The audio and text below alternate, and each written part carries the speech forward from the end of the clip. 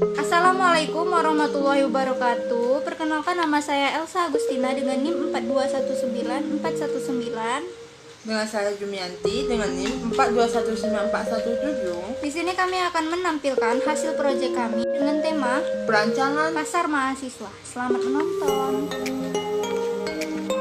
Masuk ke profil. Di sini kami mengusung tema perancangan pasar mahasiswa. Kita masuk ke dalam flow map yang sedang berjalan. Yang pertama, pengunjung menukarkan uang dengan koin yang telah disediakan oleh kasir pasar mahasiswa. Yang kedua, kasir memberikan koin yang sudah ditukarkan dengan uang. Pengunjung dapat memilih barang yang ingin dibeli.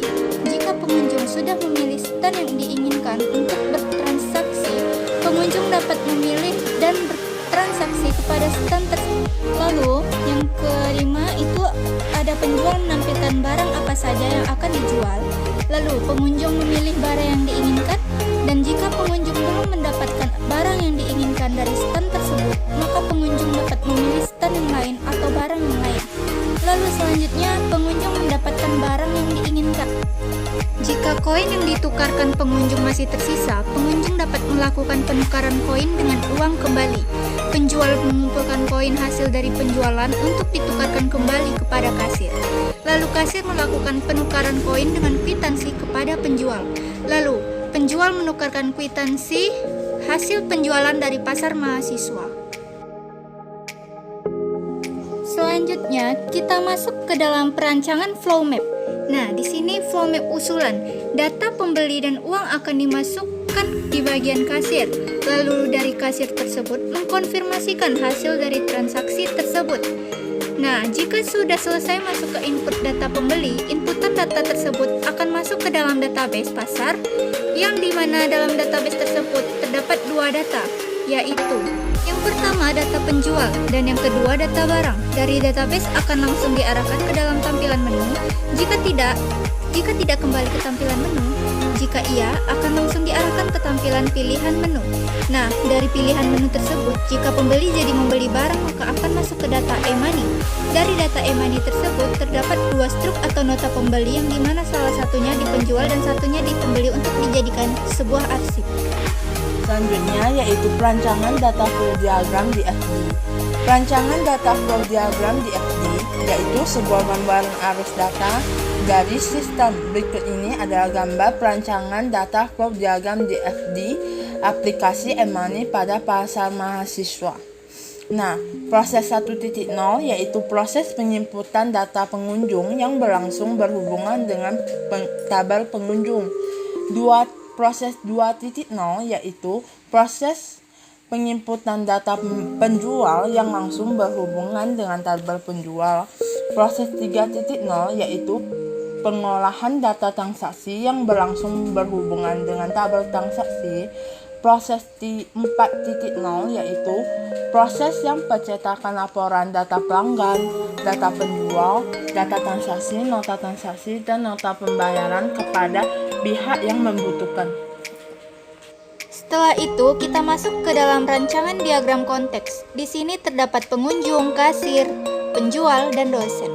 Nah, dari pengunjung, nota transaksi pengunjung dan data pengunjung tersebut akan secara otomatis masuk ke dalam aplikasi e-money pada pasar mahasiswa STTI Tanjung Pinang. Lalu, data pengunjung dan data penjual dari kasir juga masuk ke dalam aplikasi tersebut, begitupun penjual. Data barang yang dijual oleh penjual juga akan ikut serta masuk ke dalam aplikasi e-money pada pasar mahasiswa STTI Tanjung Pinang.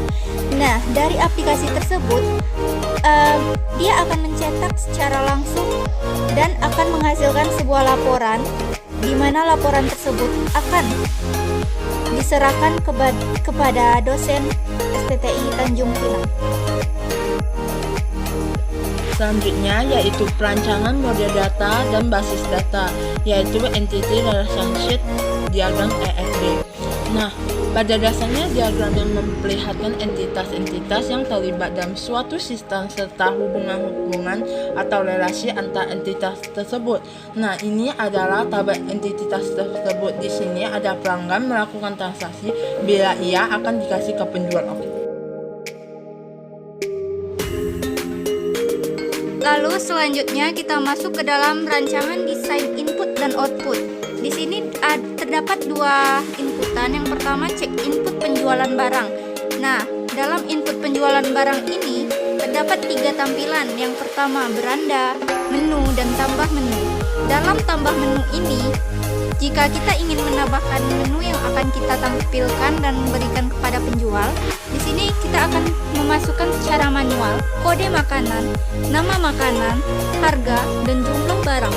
Jika sudah selesai, maka akan langsung kita klik tambah, lalu akan secara otomatis tersampaikan kepada pelanggan.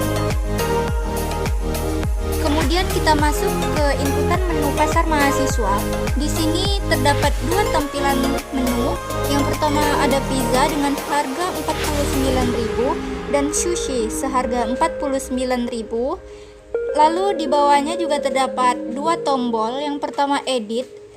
Jika kita ingin mengedit entah itu harga, maka akan secara otomatis dia akan terinputkan dengan sendirinya.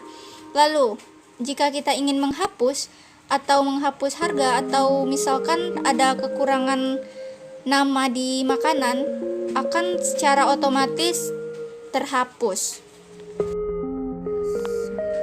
Selanjutnya yaitu output penjualan barang. Nah, di sini jika Anda tekan logout, maka dia akan menampilkan tampilan pertama, yaitu selamat datang di pasar mahasiswa. Sekian presentasi dari kami, lebih dan kurangnya mohon dimaafkan. Stay safe and healthy guys. Wassalamualaikum warahmatullahi wabarakatuh. Bye bye.